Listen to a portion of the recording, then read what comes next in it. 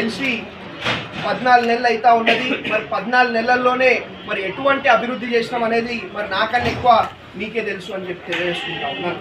మరి ఇంతకుముందు గత పాలకులు ఎప్పుడు కూడా దాచుకోవడం జరిగింది తప్ప ఎప్పుడు కూడా మన మెదక్ని మరి పట్టించుకోలేదు అని చెప్పి కూడా తెలియజేసుకుంటా ఉన్నాను.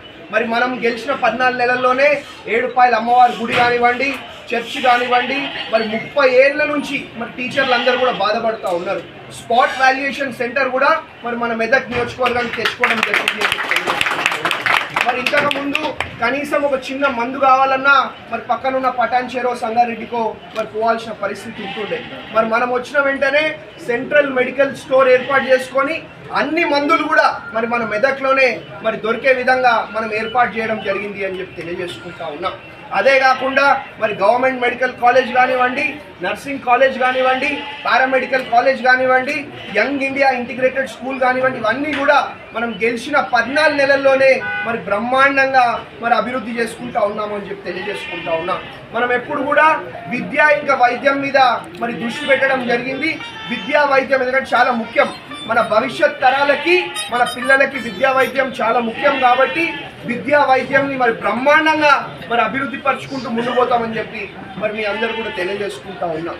మరి ఇదే కాదు, ఇక వేరే పార్టీల గురించి మాట్లాడాలంటే ఇక బీఆర్ఎస్ పార్టీ కేల్ కథం, దుకాన్ బంద్ అయిపోయింది. అలా క్యాండిడేట్ కూడా లేదు, కనీసం క్యాండిడేట్ కూడా లేని పరిస్థితి బీఆర్ఎస్ పార్టీది అని చెప్పి తెలియజేసుకుంటా ఉన్నాం.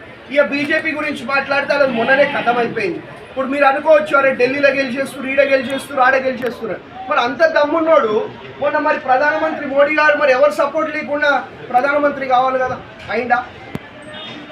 అటు బీహార్ సపోర్టో ఇటు ఆంధ్రప్రదేశ్ సపోర్టో తీసుకొనే కదా ప్రధానమంత్రి అయింది. మరి అంత దమ్మున్నోడు మొన్ననే కావాలి కదా ప్రధానమంత్రి.